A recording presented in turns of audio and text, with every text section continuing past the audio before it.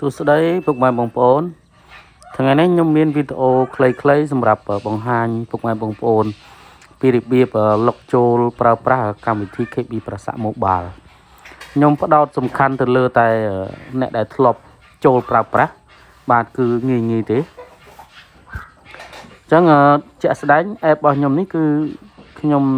សុំចាក់ចេញសិនបាទខ្ញុំសុំចាក់ចេញអញ្ចឹងសម្រាប់អ្នកដែលធ្លាប់ប្រើប្រាស់នៅពេលយើង download កម្មវិធីមកវាចេញទម្រង់បែបនេះបាទអញ្ចឹងយើងចង់លុកចូលប្រើប្រាស់វិញគឺងាយសម្រាប់បងប្អូនដែលដូរទូរស័ព្ទទិញទូរស័ព្ទថ្មីអីចឹងណាអញ្ចឹងយើងចូលពាក្យថាប្រើប្រាស់មកវាមាន function 3ទី1ចូលប្រើប្រាស់ទី2ដំណើរការគណនីហើយទី3នឹងបើកគណនី digital ប៉ុន្តែខ្ញុំបង្ហាញតែចូលប្រើប្រាស់ទេ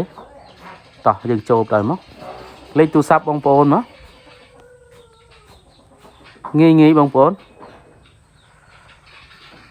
password បងប្អូនមក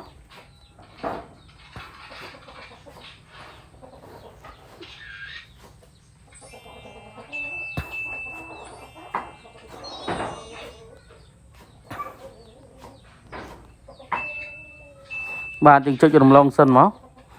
គឺតម្រង់បែបនេះគឺខ្ញុំអាចប្រើប្រាស់វិញបានហើយបាទងាយបាទងាយទេបងប្អូនអូខេវីដេអូរបស់ខ្ញុំមានតែប៉ុណ្្នឹង